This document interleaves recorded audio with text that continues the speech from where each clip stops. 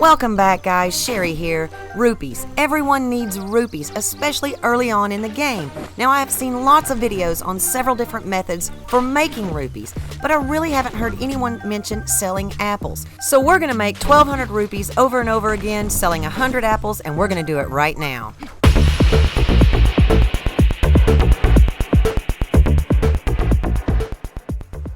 Okay, now this might not be the best method for making rupees, but it's an easy method and it's something you can do very early on in the game.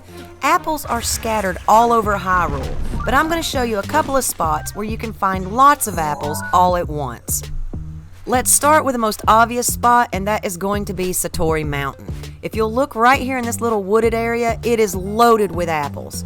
And not only is it loaded with apples, they also provide you a woodcutter's axe. You can use stasis so that they will glow and you can see them in the trees, but don't forget you can also target them with your Sheikah Slate and just run around Hyrule finding all kinds of apples.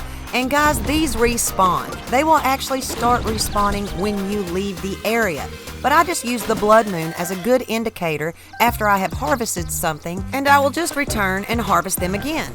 Another good spot to get apples is the Apolline Forest. However, you will find a Phoenix here. Just take care of him and you'll find several trees scattered throughout the forest. And here is where you're going to find the Apolline Forest.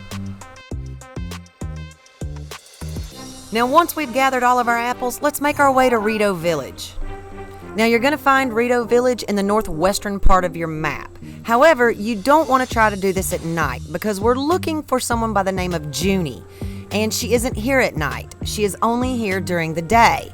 So if you get here at night, just grab yourself some wood and build a fire and sit until morning. Or you can visit the inn and sleep in a bed until morning. There is also a cooking pot in the kitchen and you can go sit there until morning. But we are actually going to use this fire because when you wake in the morning, you will find Junie sitting on this ledge. Now she's going to tell you she has a second stomach and a hollow leg for baked apples and to bring her as many as you possibly can. The more you bring her, the more she's going to pay you for each one.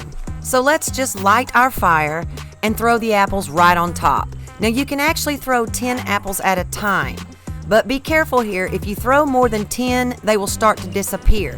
And you don't want to leave the apples in the fire too long or they will just disintegrate.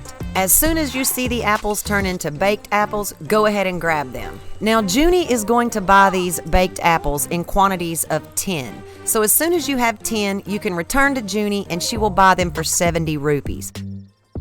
However, she will buy a max of 100 baked apples and she will give you 1,200 rupees for them. So I know this isn't the most efficient way to make rupees, but it's an easy way to make rupees and you're going to be collecting apples all over Hyrule anyway. So why not just collect a few extra apples, bake them up, and sell them to Junie? Put a few extra rupees in your pocket. I appreciate you watching, guys. I hope this helps. If so, please smash that like button for me. If you're new to the channel, consider subscribing, and I'll just catch you guys next time.